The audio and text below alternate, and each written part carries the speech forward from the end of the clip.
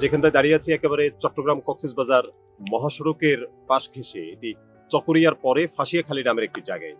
পেছনে ঠিক দেখছেন গাছের উপরে একটি ঘর বানানো আছে। এটি মূলত বন সংরক্ষণ অধিদপ্তরের পক্ষ থেকে কিংবা বন বিভাগের পক্ষ থেকে এখানে বানানো হয়েছে এক প্রকারের ওয়াচ টাওয়ার হিসেবে। মানে বন সংরক্ষণ করার জন্য কিংবা বন রক্ষার জন্য এই ওয়াচ টাওয়ার থেকে কিন্তু পর্যবেক্ষণ করতে পারবে বন সংরক্ষণ অধিদপ্তরের কর্মকর্তারা। এখানে একটি সাইনবোর্ডও লাগানো আছে, যেটি বেশ ভাঙা অবস্থায় পড়ে আছে, যেখানে লেখা আছে যে বন্য প্রাণী, হনুমান কিংবা ভাল্লুক এ ধরনের প্রাণী সংরক্ষণ করার জন্যই এখানে মূলত এই ব্যবস্থা করা হয়েছে কিংবা বন বিভাগ এ ধরনের উদ্যোগ নিয়ে থাকছে। তবে বেশ বলা যায় একেবারে জরাজীর্ণ কিংবা ভঙ্গুর অবস্থায় পড়ে আছে কিন্তু এই ওয়াচ টাওয়ারটি। এবং আমরা বেশ কিছুদিন যাবত লক্ষ্য করেছি, আশপাশের মানুষজনের কাছ থেকে জানার চেষ্টা করেছি এই যে ওয়াচ টাওয়ারটি কিংবা গাছের উপরে যে ঘরটি নির্মাণ করা হয়েছে, এটি একেবারে বলা যায় বেশ কয়েক মাস যাবত বন্ধ রয়েছে। প্রতিদিন দেখা যায়, সময় সময় দেখানো যায় আর কি।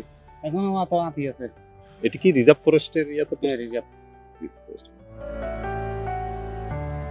চলুন আমরা আসলে উঠে দেখি যে বন বিভাগের বানানো যে ওয়াচ টাওয়ার কিংবা যে গাছের উপরে যে ঘর সেটি কেমন। বলা যায় বেশ মজবুতভাবে বানানো হয়েছে কিন্তু এটি।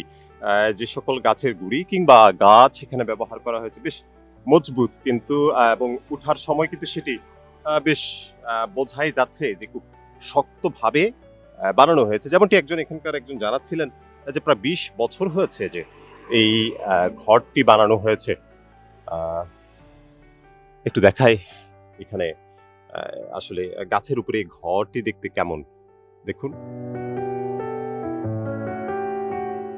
প্রায় সড়ক থেকে, যে মহাসড়ক রয়েছে সেখান থেকে প্রায় 30 ফিট কিংবা 35 ফিট উপরে কিন্তু এই ওয়াচ টাওয়ার, মানে বন সংরক্ষণ অধিদপ্তরের বন বিভাগের ওয়াচ টাওয়ার কিংবা গাছের উপরের যে ঘর সেটি।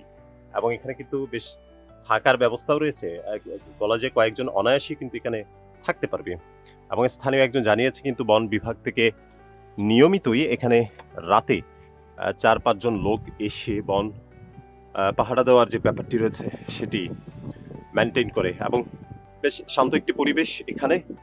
বন অধিদপ্তরের সাথে আমরা যোগাযোগ চেষ্টা করেও কিন্তু তাদের কাছে পৌঁছাতে ব্যর্থ হলেও স্থানীয় জনগণ বলছে কিন্তু বন সংরক্ষণ অধিদপ্তর কিংবা বন বিভাগের বেশ কিছু লোকজন এখানে রাতের বেলা তাদের যে ডিউটি রয়েছে, তাদের যে অফিসিয়াল টাইম রয়েছে সেটি রাতের বেলা, এবং তারা রাতে কিন্তু বন বিভাগের লোকজন এখানে থাকেন বলে তিনি জানিয়েছেন। এবং তিনি এমনটিও জানিয়েছেন যে এটি রিজার্ভ ফরেস্টের অন্তর্গত এবং এখানে বেশিরভাগ সময় কিন্তু বানর, হনুমানের দেখা মেলে।